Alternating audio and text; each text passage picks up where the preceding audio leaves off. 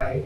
गेल्या 3 ते 4 वर्षापासून यालाच ठेका भेटत आहे, परंतु आपत्कालीन सेवा ही फक्त कागदावरच आहे. आता मध्यंतरी एक ट्रक फेल पडला होता, तर त्या ट्रकचा डिझेलचा पाईप तुटल्याच्या नंतर तो 100च्या स्पीडच्या लेन मध्ये उभा होता, तर मागून येणारा ट्रक त्याच्यावर धडकला. कारण या कंत्राटदाराच्या हलगर्जीपणामुळे तर त्या ड्रायव्हरला त्याचा जीव गमावा लागला. तर नेमका आपण MSRDCच्या वतीने काय याच्यावर कारवाई करणार आहात?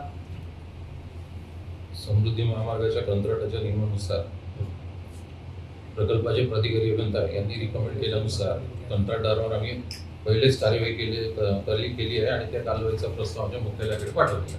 नेमकी काय कारवाई केली?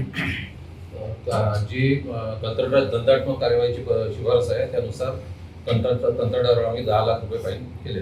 परंतु आमची मनसेच्या वतीने ही मागणी आहे की याच्यावर मनुष्यवधाचा गुन्हा दाखल झाला पाहिजे. 10 लाखाची किंमत आणि जो व्यक्ती मेला त्याची फक्त 10 लाख रुपये किंमत आहे का? आता आम्ही तुम्हाला असं म्हणून इच्छितो की बाबा हा व्यक्ती आहे कंत्राटदार, आता उदाहरणार्थ याचा कुठं अपघात झाला, याला 10 लाख रुपये, याच्या जीवाचे 10 लाख रुपयेच किंमत आहे का? आता तो व्यक्ती धरता मरण पावला, त्याला कुठल्याही प्रकारची आपल्या समृद्धी हायवेकडनं MSRDC कडनं कुठलीही मदत त्या ठिकाणी आर्थिक मदत मिळाली नाही. तर आता नेमकं त्याचं काय?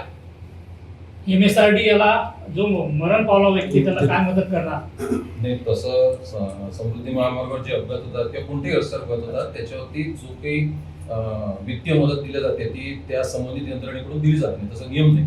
तसा नियम असताना आम्ही मदत केली असते. नियम आहे साहेब, जेव्हा तुम्ही टोल रोड घेऊन चालता तेव्हा तुमचं बाईक त्यांचं इश्यूज असते, त्यांचं काही कमी असतं. पहिली गोष्ट, समृद्धी हायवे हा खूप छान रोड झालेला आहे आणि दळणवळणाकरता आणि एकदम गती मार्गाने सुखसुविधा लोकांपर्यंत पोहोचल्या पाहिजे यासाठी नितीन गडकरी यांनी हा प्रोजेक्ट उभा केलेला आहे. परंतु असे दलाल आणून या ठिकाणी बसवलेले आहेत, त्यामुळे हे जीवितहानी या ठिकाणी होत आहे. समृद्धी महामार्ग हा खूप छान आहे, परंतु अशा दलाल लोकांमुळे हे अपघात होत आहे. तर याच्यावर नेमकी तुम्ही कडक कारवाई कोणती करणार नाही? जीवितहानी आणि व्यक्ती हानी. तुम्ही आता जे आम्हाला निवेदन दिलं आहे त्या अनुषंगाने जी कारवाई सर्व कारवाई करण्यात येईल. तुमच्याकडून तीच अपेक्षा आहे. याला पहिले दादा याला हा बस हे कसं काय करायचं महामना